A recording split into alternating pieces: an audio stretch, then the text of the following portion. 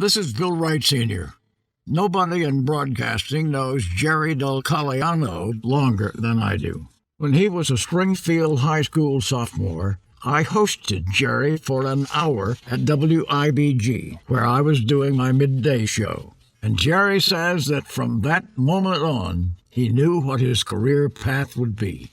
Jerry returned to WIBG later as a newsman, and again later as program director.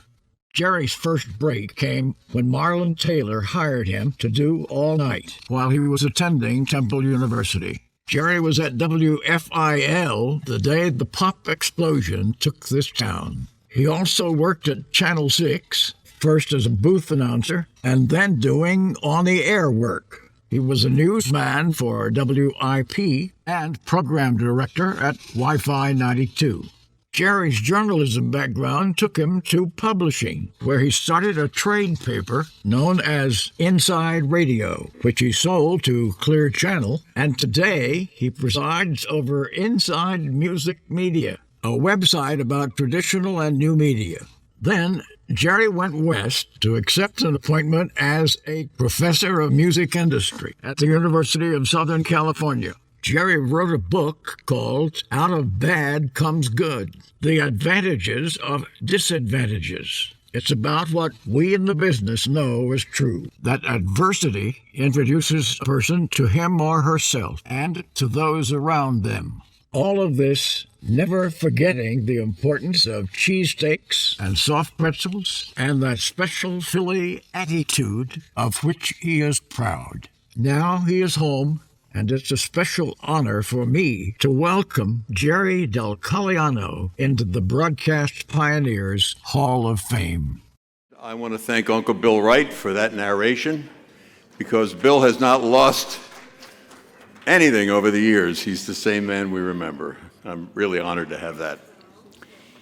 And I want to congratulate the Geeter and the other inductees into the Hall of Fame tonight. What a wonderful honor. Also, my gratitude to the board for being considered. As I said to Tom Lemaine a couple of minutes ago, I said they must have run out of people to put in the Hall of Fame, and I'm happy to step up. I also want to thank my wife, Cheryl, because as we know, in this industry, it takes a lot from us. So we need someone to help us through and someone to keep the family on a steady pace. Well, there's two people here tonight that I owe a debt of gratitude to and I think deserve some special recognition. One of them is Bill Wright, because I did go to see my first radio show when he had this high school kid come in and watch it, and I knew from that moment that that's what I wanted to do. And then there was Marlon Taylor, because without Marlon Taylor, he was the first one to make the decision to hire me as a brand new announcer. And without the two of these folks, I would not be here today, and I think these two mentors deserve a round of applause. Thank you very much. I mean it.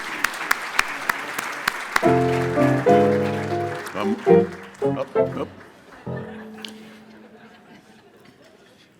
You know, we've heard Lou Klein's name mentioned a couple of times, and again, Lou's memory is as good as it is because he's got so many students at Temple that he's got to keep us all straight. But I remember a time going into my Italian father, my old Italian father, because he was born old, and I said, I don't want to go into a normal business, I want to go into broadcasting. And my father said, I don't know about that. Well, after I convinced him, and it took years, I went to Temple, and the first year they had an orientation, and Lou Klein did that orientation. He probably does not remember a word of this, but I will tell you, I remember every word of it. Because he said to these parents, after I did all this convincing of my parents that this is the career we want to have, he said, you know, if you're successful in broadcasting, you've probably been fired 4 or 5 times. And I didn't let you down either. I made sure that. Well, you know, I just want to say this to you. Broadcasting, to me, is the original social medium.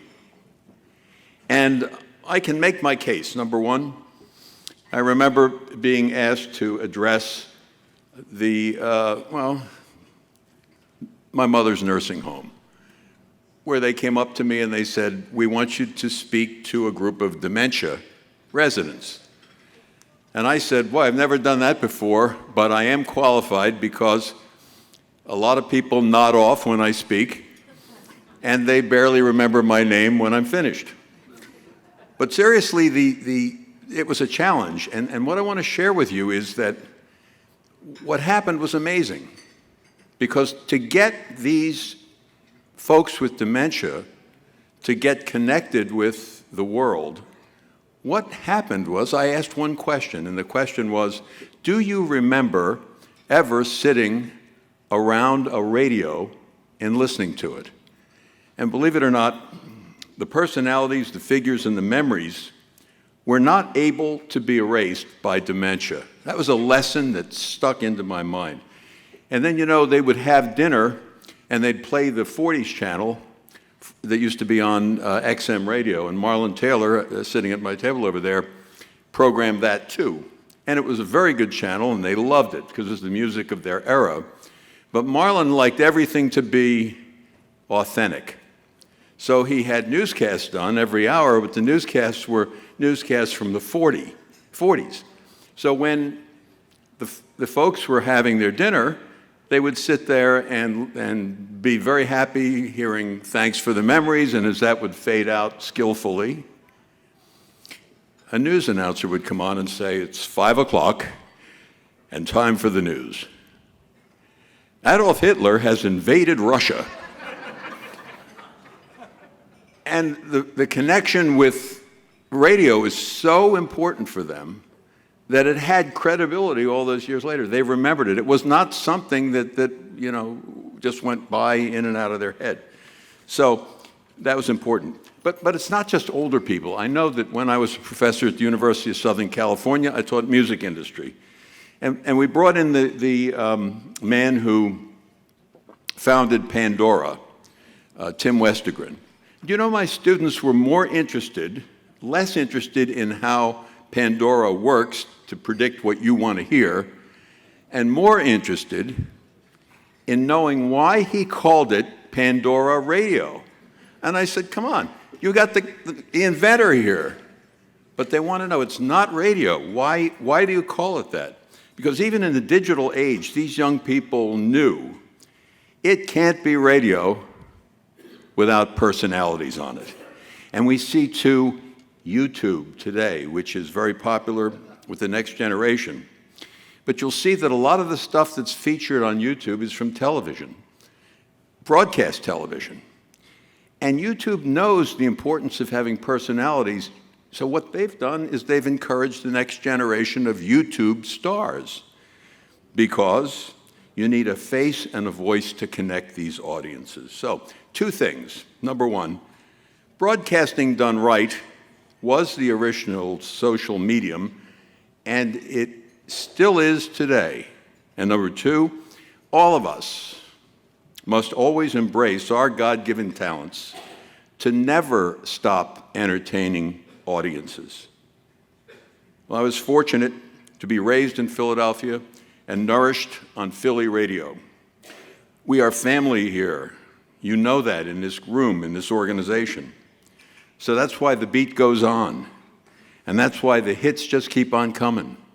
And that's why you give us 22 minutes and we'll still give you the world, because the show must always go on. Last night I was talking to Joey Reynolds on the phone. I said, "Joey, have any suggestions for me when I make my comments?" And he said, "Yes, be brief and be seated."